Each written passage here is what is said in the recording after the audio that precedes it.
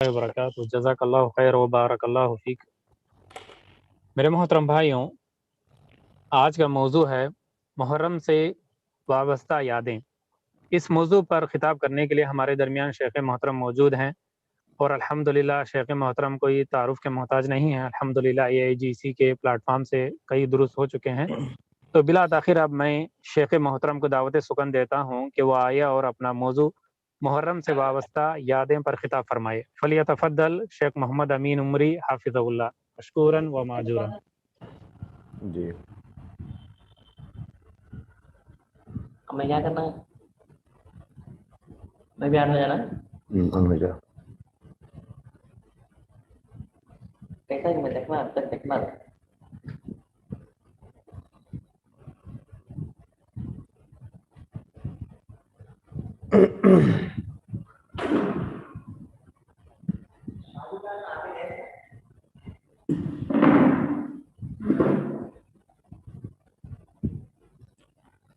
السلام علیکم ورحمۃ اللہ وبرکاتہ۔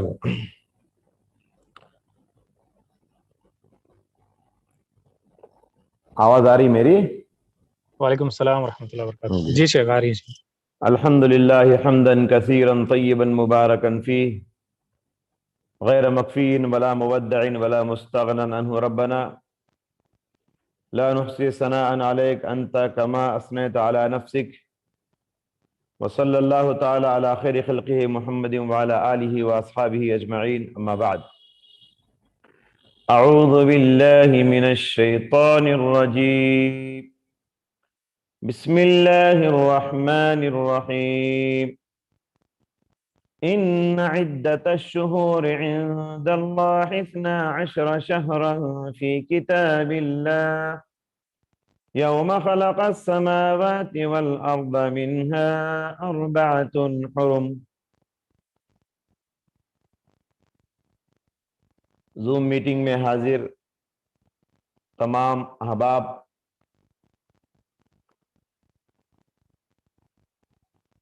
ابھی میں آپ کے سامنے سورہ توبہ آیت نمبر 36 تلاوت کیا۔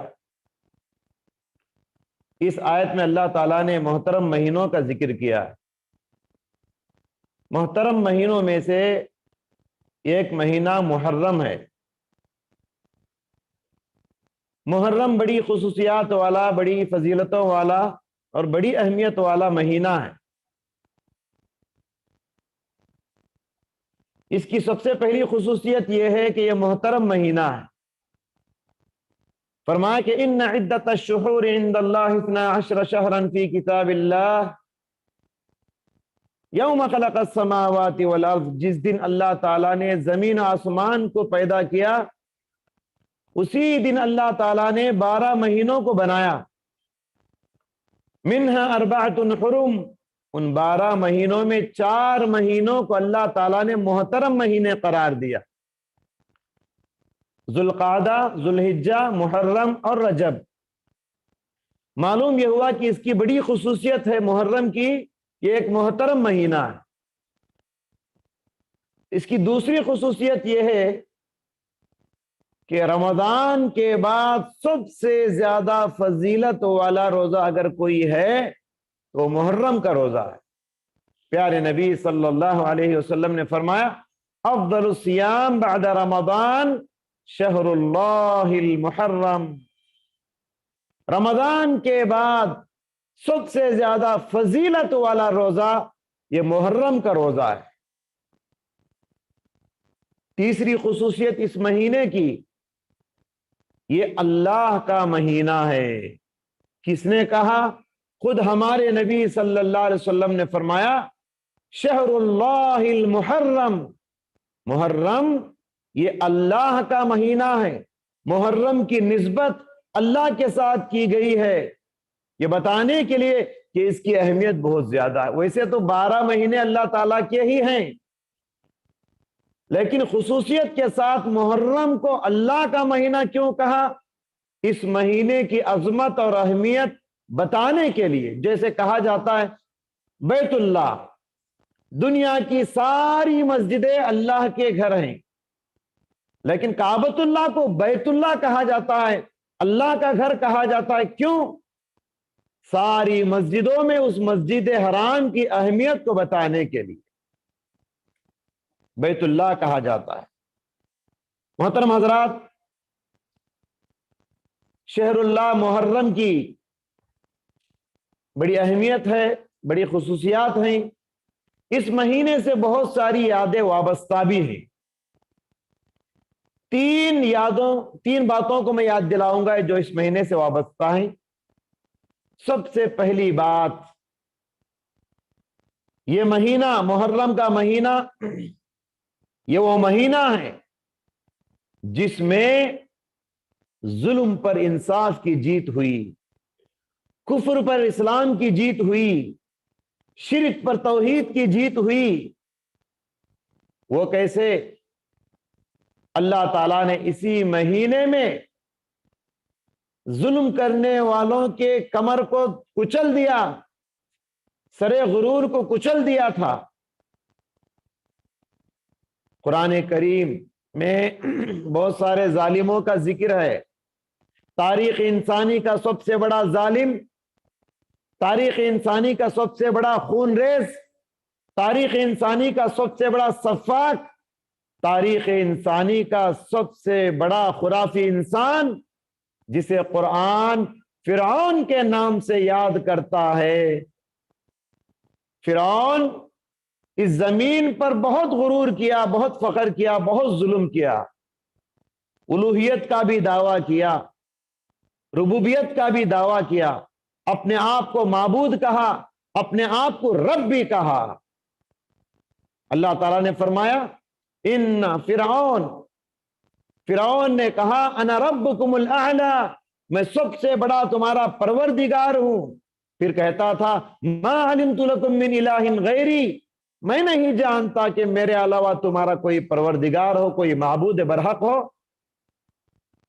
اور اللہ تعالیٰ نے جو اسے اختیارات دے رکھا تھا، جو طاقت اور حکومت دے رکھا تھا، ان عارضی اختیارات پر گھمنڈ کرتے ہوئے، غرور کرتے ہوئے، فخر کرتے ہوئے کہتا تھا الیس لی ملک مصر وہذہ الانہار تجری من تحتی افلا تبصرون۔ اے لوگو، دنیا والو، کیا میرے لیے ملک مصر کی بادشاہت نہیں ہے؟ اور یہ میرے محل دیکھو کتنا عالی شان ہے، محل کے نیچے سے پانی کی نہریں جاری ہیں۔ افلا تبصرون، کیا تم دیکھتے نہیں؟ اللہ تعالیٰ نے فرعون کے اس غرور کا اشارہ کرتے ہوئے قرآن میں کہا ان فرعون علا فی الارض، فرعون نے اس سرزمین پر بہت سر اونچا کیا، بہت سر اٹھایا۔ وجعل اہلہا شیعا، اور دنیا والوں کو الگ الگ کیٹیگریز میں تقسیم کر رکھا تھا۔ یستضعف طائفۃ منہم، اور ایک جماعت جسے بنی اسرائیل کہا جاتا ہے بہت کمزور بنا دیا تھا۔ یذبح ابناءہم، فرعون بنی اسرائیل کے لوگوں کو، بچوں کو قتل کرتا تھا۔ بنی اسرائیل کے بچے ماں کے گود سے نکال کر ماں کے سامنے فرعون کی پولیس قتل کر دیتی تھی۔ وَيَسْتَحْيِي نِسَاءَهُمْ، اور عورتوں کو قیدی بناتا تھا، کنیز بنا دیتا تھا۔ اِنَّهُ كَانَ مِنَ الْمُفْسِدِينَ، بڑا فسادی تھا فرعون، بڑا ظالم تھا اس سرزمین کا۔ فرعون اپنے انجام کو پہنچا تو اسی مہینے کی 10 تاریخ کو۔ فرعون کا سرے غرور کچلا گیا، فرعون کا ظلم کچلا گیا اسی مہینے کی 10 تاریخ کو۔ کتنی ٹھنڈک ملی رہے گی ان کی آنکھوں کو، مظلوم بنی اسرائیل کی آنکھوں کو کتنی ٹھنڈک ملی رہے گی، ان کے دلوں کو کتنا سکون ملا رہے گا۔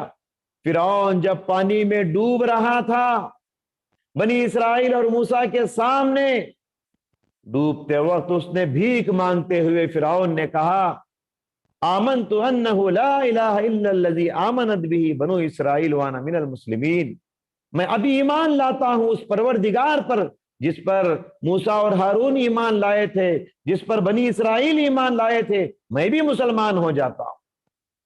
اللہ نے کہا الآن وقد عصیت من قبل، اب تک تو نافرمانی پر نافرمانی کرتا رہا، اب موت کو دیکھ کر ایمان لاتا ہے۔ فَالْيَوْمَ نُنَجِّيكَ بِبَدَنِكَ لِتَكُونَ لِمَنْ خَلْفَكَ آیَةً۔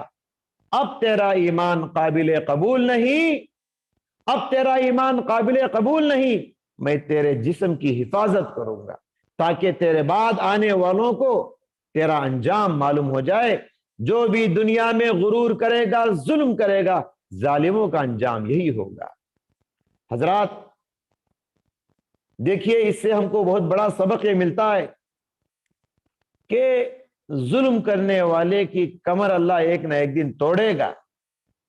ظالم کو ایک نہ ایک دن آخرت سے پہلے دنیا ہی میں سزا مل کر رہے گی، اور ظالم ایک نہ ایک دن دنیا میں ذلیل ہو کے رہے گا۔ اور دوسرا بہت بڑا سبق فرعون کے قصے سے ہمیں ملتا ہے، وہ یہ کہ سدھرنے والے سدھر جاؤ، سنبھلنے والے سنبھل جاؤ، بدلنے والے بدل جاؤ، کیونکہ موت کو دیکھ کر اگر بدلنا چاہو گے، موت کے فرشتے کو دیکھ کر بدلنا چاہو گے، بدلنے کے لیے موقع نہیں دیا جائے گا۔ پیارے نبی صلی اللہ علیہ وسلم نے فرمایا، ان اللہ یقبل توبۃ العبد ما لم یغرغر، اللہ تعالی بندے کی توبہ کو غرغرے سے پہلے قبول کرتا ہے۔ غرغرے کا وقت آ جانے کے بعد، سکرات کا وقت آ جانے کے بعد اللہ تعالیٰ کسی کی توبہ کو قبول نہیں کرتا۔ شیطان ہمارے ساتھ ہے۔ شیطان کیا کرتا ہے؟ کل سے نماز پڑھیں گے، آئندہ سال سے بدلیں گے، آئندہ سال حج کریں گے، آئندہ سال سے نمازی بنیں گے، اگلے سال سے داڑھی چھوڑیں گے، کل کل کر کے ٹالتا رہتا ہے۔ یہ شیطان کا خطرناک حملہ ہے، یاد رکھ لیجئے۔ حسن بصری رحمۃ اللہ علیہ فرماتے ہیں، ایاک والتسویف فإنک بیوم ولست بغد، تم کل کل کہنے سے بچو، عمل کرنے کے سلسلے میں ٹال مٹول کرنے سے بچو، کیونکہ تم آج کے ہو، آنے والا کل تمہارے ہاتھ میں نہیں ہے، کل کا کیا ایک پل کا بھروسہ نہیں۔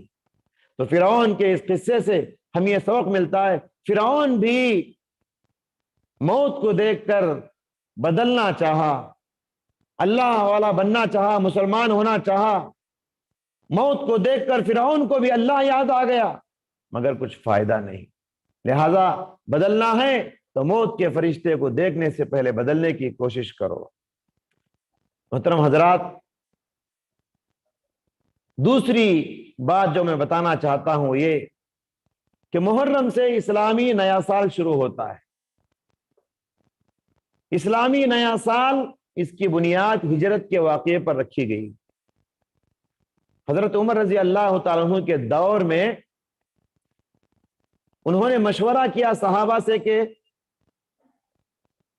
اسلامی کیلنڈر ہونا چاہیے، اور اسلامی کیلنڈر کی بنیاد کس پر رکھا جائے، کس واقعے پر رکھا جائے۔ مختلف مشورے آئے، کسی نے کہا ولادت رسول پر رکھیں گے، کسی نے کہا بعثت رسول پہ رکھیں گے، یعنی اللہ کے نبی جب پیدا ہوئے یہ سب سے بڑی خوشی کا دن تھا، اس لیے پیدائش رسول پر ہجرت کے واقعے کی بنیاد رکھیں گے، اسلامی کیلنڈر شروع کریں گے۔ کب سے؟ ولادت رسول سے۔ بعض لوگوں نے کہا نہیں، بعثت رسول سے شروع کریں گے، مطلب 40 سال کی عمر میں پیارے نبی صلی اللہ علیہ وسلم جب نبی بنائے گئے تو یہ بہت خوشی کا دن تھا دنیا والوں کے لیے، امت محمدیہ کے لیے، لہذا ہم سب اسلامی کیلنڈر کی بنیاد بعثت رسول پہ رکھیں گے۔ بعض لوگوں نے کہا ولادت رسول، بعض لوگوں نے کہا بعثت رسول۔ حضرت عمر رضی اللہ عنہ نے کہا نہ ولادت رسول پہ نہ بعثت رسول پہ، بلکہ اسلامی کیلنڈر کی بنیاد ہجرت رسول پر ہونی چاہیے۔ کیوں؟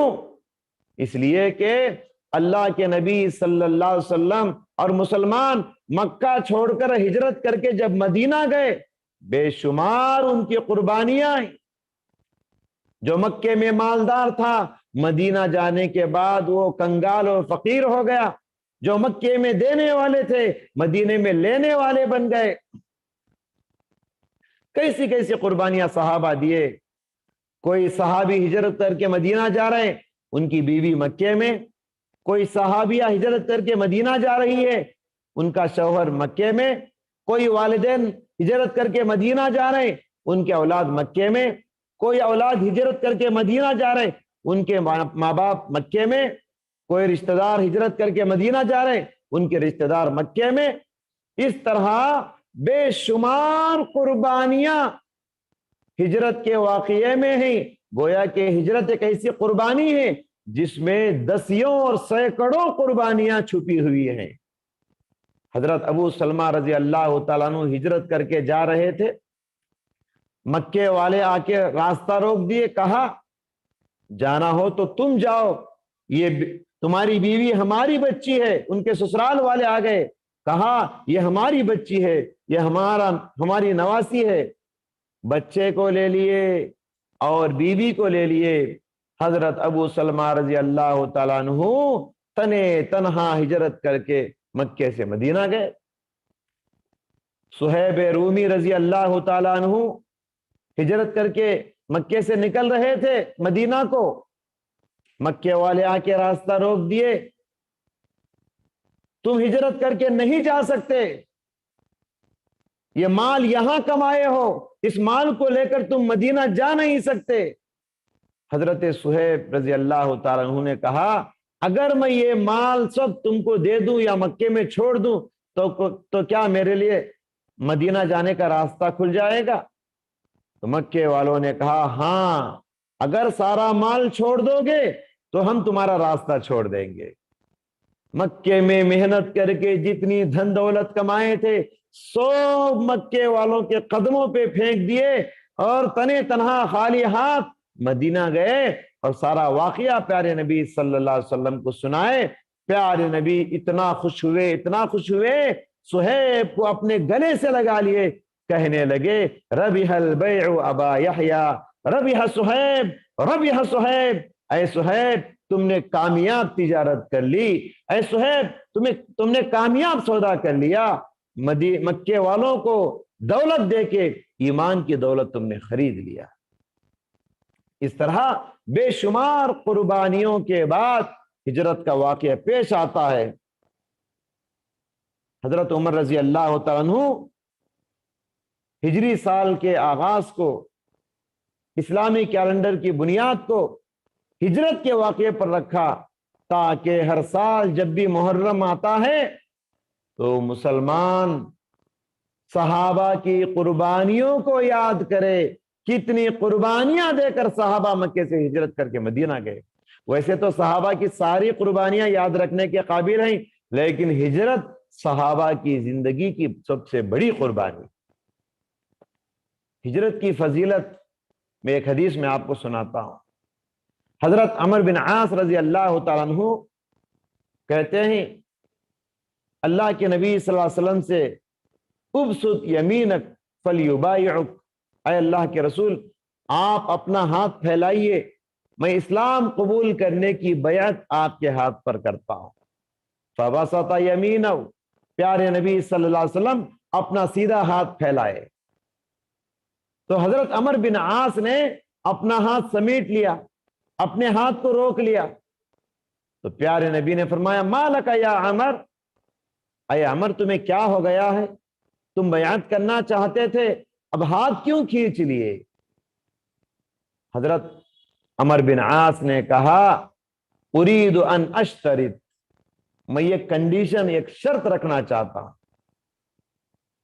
پیارے نبی نے فرمایا کہ کیسی شرط رکھنا چاہتے ہو، کیا کنڈیشن ہے تمہارا؟ انہوں نے کہا ان یغفر لی، میرا کنڈیشن یہ ہے کہ اگر میں اسلام قبول کر لوں تو اسلام قبول کرنے سے پہلے جتنے گناہ مجھ سے ہو گئے کیا یہ سارے گناہ میرے معاف ہو جائیں گے؟ اگر معاف ہو جائیں گے تو میں اسلام قبول کروں گا۔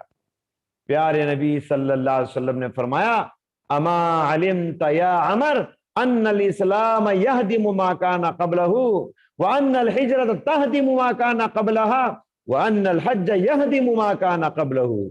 اے عمر کیا تمہیں معلوم نہیں جو آدمی اسلام قبول کرتا ہے، اسلام قبول کرنے سے پہلے جتنی زندگی گناہ اس نے کیے سارے گناہ معاف ہو جائیں گے۔ جو آدمی ہجرت کرتا ہے، ہجرت کرنے سے پہلے جتنا گناہ کیے وہ سارے گناہ معاف ہو جائیں گے۔ اور جو آدمی حج کرتا ہے، حج کرنے سے پہلے جتنے گناہ اس نے کیے وہ سارے گناہ معاف۔ نبی نے حضرت عمر بن عاص سے فرمایا تم جو شرط رکھنا چاہتے ہو بغیر شرط کے وہ چیز تمہیں حاصل ہو رہی ہے۔ یہ تینوں فضیلتیں ہجرت کرنے والوں کو حاصل ہیں، ہجرت کرنے والوں کو یہ تینوں فضیلتیں بتائی گئی ہیں، تینوں افضل اعمال۔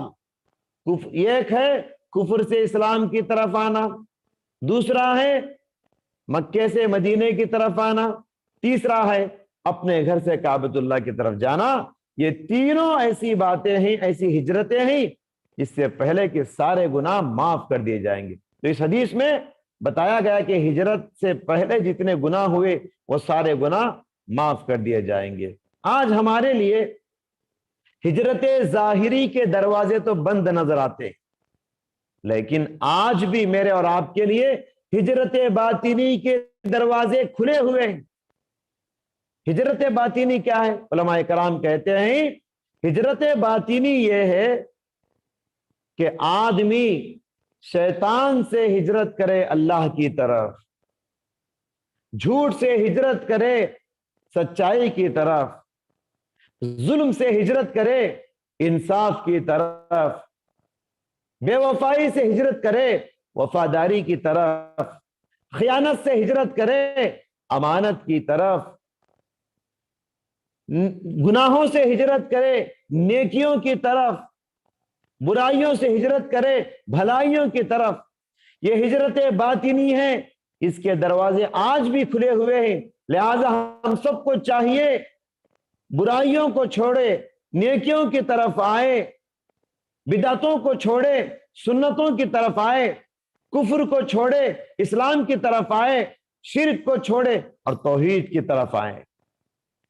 حضرات، تو یہ ہجرت کا واقعہ بھی ہم کو یاد دلاتا ہے یہ محرم کا مہینہ جب بھی نیا سال آتا ہے۔ اور تیسری بات جو میں محرم کے حوالے سے آپ کو یاد دلانا چاہتا ہوں وہ ہے شہادت حسین کا واقعہ۔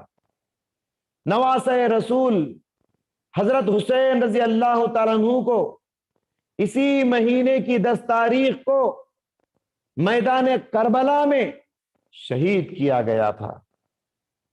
مختصر حضرت حسین کی شہادت کا واقعہ، تاریخی واقعہ میں آپ کے سامنے رکھنا چاہتا ہوں۔ حضرات، خلافت راشدہ کے دور میں عبداللہ بن سبا نامی ایک شخص یہودی تھا، مسلمانوں کے بھیس میں مسلمانوں کی صف میں داخل ہوا، داخل ہو کے بہت سارے فتنے پیدا کیا، مسلمانوں کے اندر باطل عقائد پیدا کرنے کی کوشش کیا، مسلمانوں میں انتشار پیدا کیا۔ اسی انتشار کی وجہ سے حضرت عثمان بن عفان رضی اللہ تعالیٰ عنہ شہید کر دیے گئے۔ حضرت عثمان کی شہادت کے بعد حضرت علی رضی اللہ تعالیٰ عنہ خلیفہ بنے۔ حضرت علی رضی اللہ تعالیٰ عنہ خلیفہ بننے کے بعد سوائی فتنے کی وجہ سے 3 صحابہ حضرت ابوبکر، حضرت عمر، حضرت عثمان جتنے فتوحات کیے اتنے فتوحات حضرت علی رضی اللہ تعالیٰ عنہ کر نہیں پائے سوائی فتنے کی وجہ سے۔ ابن تیمیہ رحمۃ اللہ علیہ اور شاہ ولی اللہ محدث رحمۃ اللہ علیہ کہتے ہیں حضرت علی رضی اللہ تعالیٰ عنہ نے اپنی زندگی میں ایک فیصلہ لیا جس کو بہت سارے صحابہ نے نکیر کیا۔ تینوں خلفاء حضرت ابوبکر، حضرت عمر، حضرت عثمان نے پایا تخت مدینے کو بنایا تھا اپنی حکومت میں، لیکن حضرت علی نے پایا تخت کوفے کو بنایا تھا، کوفیوں پر بھروسہ کرتے ہوئے، کوفیوں پر اعتبار کرتے ہوئے حضرت علی رضی اللہ تعالیٰ عنہ نے کیپٹل سٹی پایا تخت جسے کہتے ہیں وہ کوفے کو بنایا۔ حالانکہ کوفے والوں کی غداری کو حضرت علی رضی اللہ عنہ بھول گئے، کوفے والے حضرت علی کو شہید کر دیے۔ حضرت علی رضی اللہ تعالیٰ عنہ کو شہید کرنے میں کوفے والوں کا ہاتھ ہے. کوفے والوں پہ حضرت علی رضی اللہ تعالیٰ عنہ بھروسہ کر کے وہاں کیپٹل سٹی بنائے کوفے کو، اور یہی لوگ غداری کر کے حضرت علی کو قتل کر دیے.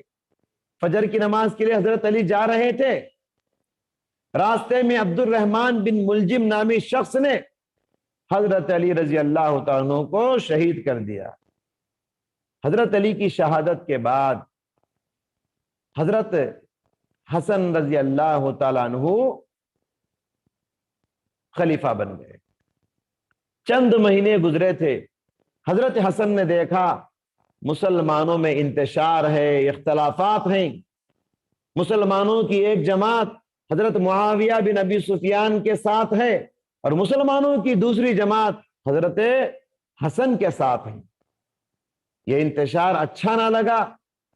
حضرت حسن رضی اللہ تعالیٰ عنہ فوراً معاویہ سے صلح کر لیے، اور تاریخ میں سن 40 پر 1 ہجری، تاریخ میں سن 40 پر 1 ہجری کا یہ کارنامہ حضرت حسن کا ہے کہ انہوں نے اپنی حکومت کو، اپنی خلافت کو معاویہ کے حوالے کر دیا، امیر معاویہ رضی اللہ تعالیٰ عنہ کے حوالے کر دیا. پیارے نبی صلی اللہ علیہ وسلم کی یہ پیشین گوئی صادق آئی. ایک مرتبہ اللہ کے نبی جب حضرت حسن چھوٹے تھے، اپنے اللہ کے نبی کے گود میں تھے، پیارے نبی صلی اللہ علیہ وسلم نے فرمایا ان بنی ھذا سید فلعل اللہ ان یصلح طائفتین عظیمتین من امتی. فرمایا کہ یہ میرا ننھا بیٹا، مجھے اللہ کی ذات سے امید ہے یہ سردار بننے والا ہے، اور مجھے اللہ کی ذات سے امید ہے اللہ تعالیٰ میرے اس بچے کے ذریعے سے 2 بڑی لڑتی جماعتوں کے درمیان صلح پیدا فرمائے گا، صلح کروائے گا. ویسے ہی ہوا. حضرت حسن رضی اللہ تعالیٰ عنہ کو سن 40 پر 1 ہجری کو حسن کا یہ بہت بڑا کارنامہ ہے کہ انہوں نے خلافت کی کرسی کو امام امیر معاویہ رضی اللہ عنہ کے حوالے کر دیا. یہ کوئی معمولی قربانی نہیں، یہ بہت بڑی قربانی ہے. کرسی کا نشہ شراب کے نشے سے زیادہ ہوتا ہے. کرسی کا نشہ اتنا ہوتا ہے کہ کرسی کے لیے ایک آدمی اپنے باپ کو قتل کر دیتا ہے، اپنے بھائی کو قتل کر دیتا ہے. مگر حضرت حسن رضی اللہ تعالیٰ عنہ کی کتنی بڑی قربانی ہے. انہوں نے مسلمانوں کے انتشار کو ختم کرنے کے لیے، سارے مسلمانوں کو ایک پلیٹ فارم پہ لانے کے لیے اپنی حکومت کو امیر معاویہ کے حوالے کر دیا. تاریخ میں سن 40 پر 1 ہجری کے سال کو عام الجمع کہا جاتا ہے، یعنی یہ اتحاد کا سال ہے، اتحاد. اس کے باوجود کوفہ والوں نے جیسے ان کے باپ حضرت علی کو شہید کر دیا، حضرت حسن کو بھی اتنی بڑی قربانی کے باوجود زہر دے کر ان کو بھی شہید کر دیا. اس کے بعد امیر معاویہ رضی اللہ تعالیٰ عنہ اپنے بیٹے یزید کو اپنا ولی عہد بنائے. مسلمانوں سے مشورہ کرنے کے بعد، صحابہ سے مشورے کے بعد انہوں نے کہا میرے بعد میرا بیٹا یزید مسلمانوں کا خلیفہ ہے، بنے گا. نامزد کر دیا. سارے مسلمان اس بات پہ بیعت بھی کر لیے اور راضی بھی ہو گئے، سوائے 2 بڑے حضرات کے. ایک ہے عبداللہ بن زبیر رضی اللہ عنہ، دوسرے ہے حسین رضی اللہ تعالیٰ عنہ جو پیارے نبی کے نواسے ہیں. امیر معاویہ رضی اللہ تعالیٰ عنہ نے مدینے کے گورنر کو خط لکھا کہ کہا کہ مدینے میں سارے مسلمان اس بات کو مان لیے، تسلیم کر لیے کہ میرے بعد میرا بیٹا یزید مسلمانوں کا خلیفہ ہے، میں نے اس کو ولی عہد بنا دیا ہے.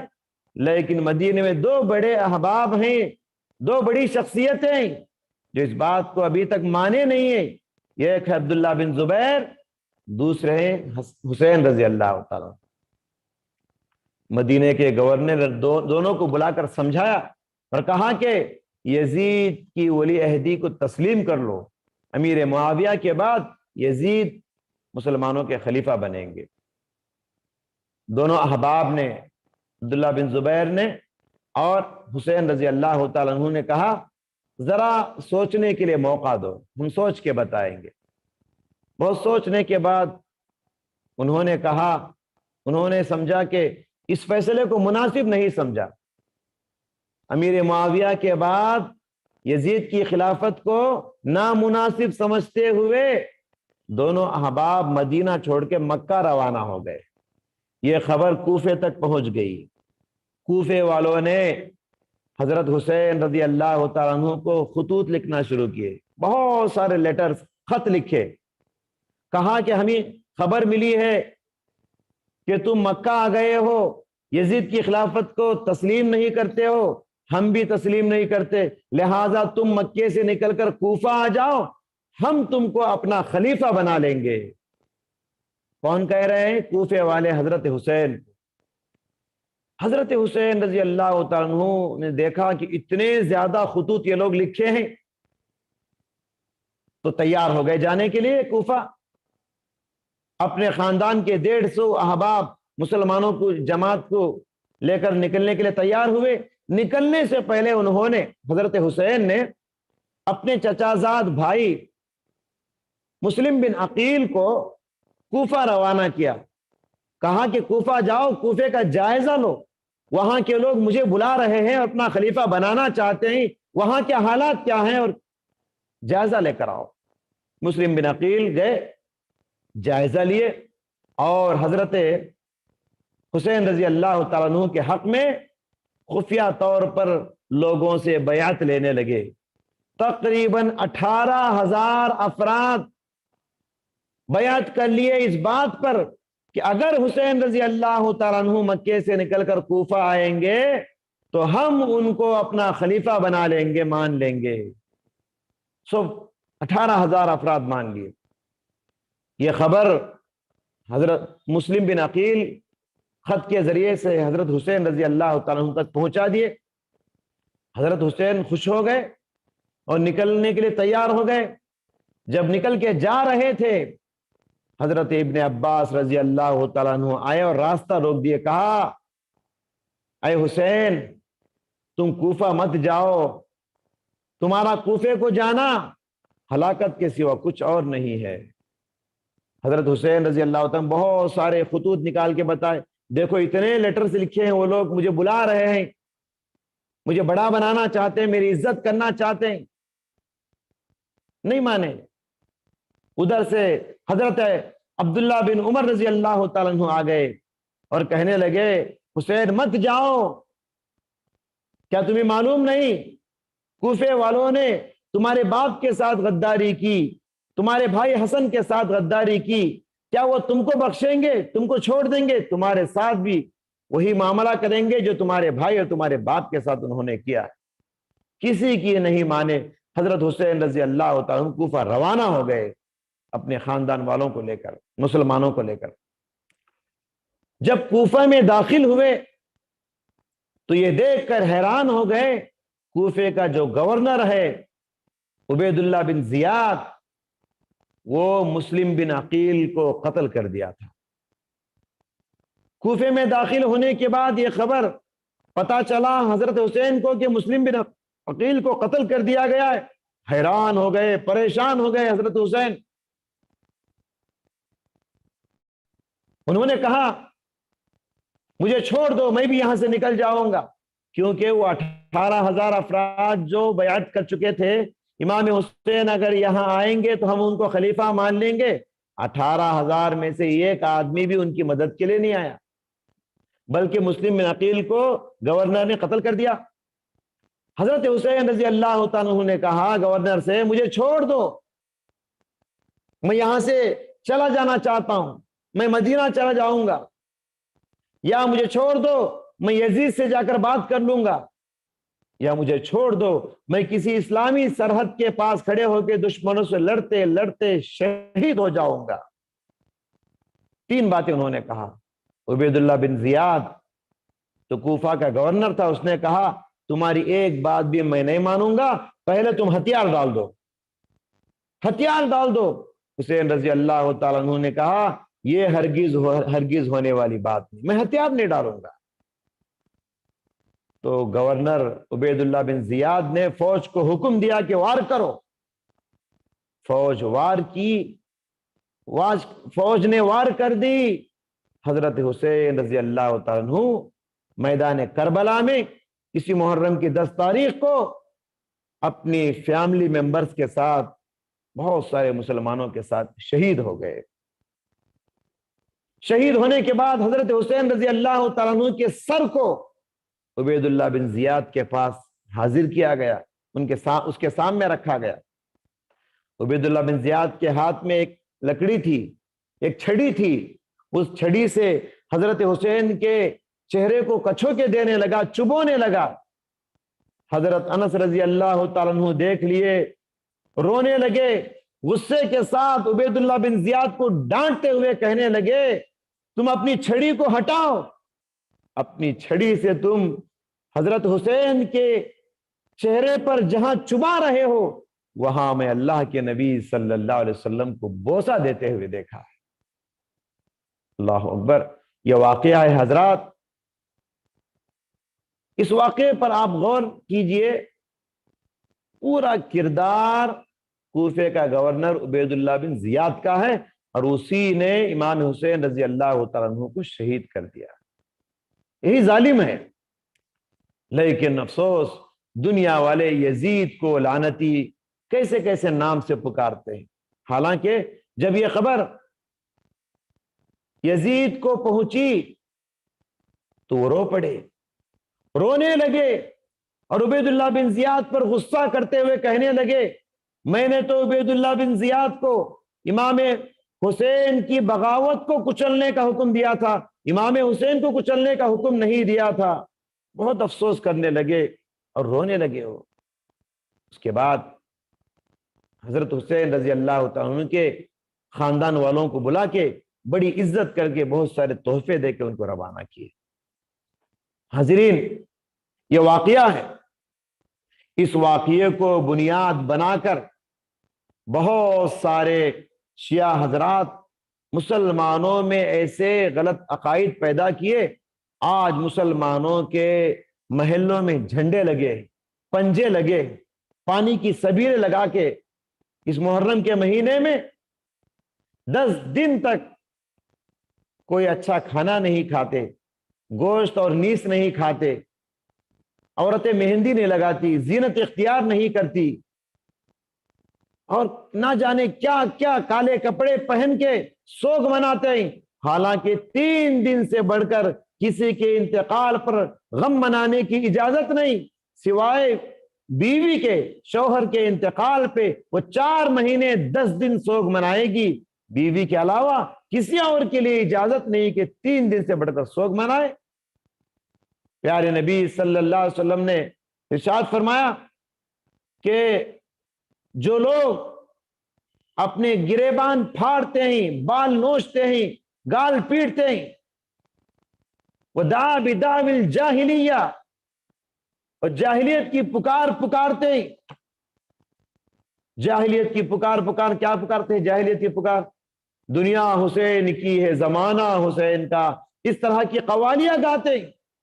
کتنا شرکیہ جملہ ہے یہ قوالی کا جملہ، دنیا حسین کی ہے، زمانہ حسین کا، حالانکہ دنیا اللہ کی بنائی ہوئی ہے، زمانہ اللہ تعالیٰ کا بنایا ہوا ہے، یہ وقت اللہ تعالیٰ کا بنایا ہوا ہے، ساری کائنات کا چپا چپا، ذرہ ذرہ، ایک ایک پتا یہ اللہ سبحانہ و تعالیٰ کا بنایا ہوا ہے، مگر آج دنیا والے کہتے ہیں دنیا حسین کی ہے، زمانہ حسین کا۔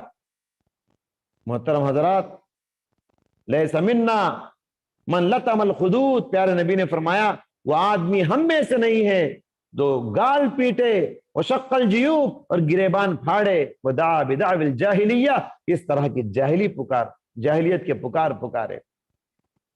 گال پیٹنا، گریبان پھاڑنا، انگاروں میں چلنا اور بلیڈوں سے، چھریوں سے اپنے سینے کو مارنا، اپنی پیٹ مارنا، اپنی جسم کو خون سے لہو لہان کرنا یہ مسلمانوں کا عقیدہ نہیں ہے، یہ شیعہ کی طرف سے آیا ہوا عقیدہ ہے۔ اور اس کے علاوہ کیا کیا عقائد مسلمانوں میں پائے جاتے ہیں۔ محرم کے مہینے میں مسلمان کوئی اچھا کام شروع نہیں کرتے، کسی دکان کی اوپننگ نہیں کرتے، کسی نئے گھر میں داخل نہیں ہوتے، بلکہ ہمارے پاس تو یہ عقائد ہیں محرم کے پہلے عشرے میں ساس بہو کا آمنا سامنا حرام سمجھتے ہیں، نئے دلہا دلہن کا آمنا سامنا حرام سمجھتے ہیں، ان 10 دنوں میں کوئی اچھا پکوان نہیں کرتے۔ حالانکہ یہ کتنا محترم مہینہ ہے، پیارے نبی نے کہا یہ محترم مہینہ ہے، یہ اللہ کا مہینہ ہے، قرآن نے کہا یہ محترم مہینہ ہے۔ کیا محترم مہینہ اس میں کوئی اچھا کام نہیں ہوتا؟ محترم مہینے میں اچھا کام نہیں ہوتا؟ مجھے بتائیے، محرم کے مہینے میں اگر آپ کے گھر میں کوئی بچہ پیدا ہوتا ہے تو کیا اس بچے کو لے جا کر آپ ندی نالے میں پھینک دیں گے کہ یہ محرم میں پیدا ہوا ہے، یہ منحوس بچہ ہے؟ کوئی دن منحوس نہیں ہوتا، کوئی ہفتہ منحوس نہیں ہوتا، کوئی وقت منحوس نہیں ہوتا، کوئی مہینہ منحوس نہیں ہوتا۔ سارے اوقات اچھے ہیں، سارے مہینے اچھے ہیں، سارے دن اچھے ہیں۔ یہ باطل عقیدے جو مسلمانوں میں آ گئے ہیں، ان سب کو چھوڑنا چاہیے۔ دنیا والوں کی نظر میں مسلمان بدنام ہو رہے ہیں ان شیعہ حضرات کی وجہ سے۔ جسم پورا خون سے لہو لہان عاشورہ کے دن، جسم پورا خون سے لہو لہان، انگاروں میں کودنا۔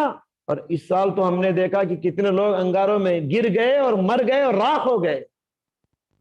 اور اخبار والا ہیڈنگ میں یہ لکھا ہے مسلمانوں کی عید۔ ہاں، مسلمانوں کی عید کتنی گندی ہوتی ہے، دنیا والوں کو بتا رہا ہے، بہت سارے تصویریں رکھے کہ مسلمانوں کی عید دیکھو انگار میں چل رہے ہیں، مسلمانوں کی عید دیکھو چھریوں سے اپنے جسم کو زخمی کر رہے ہیں، لہو لہان کر رہے ہیں۔ حالانکہ اس دن روزہ رکھنا چاہیے، عاشورہ کے دن۔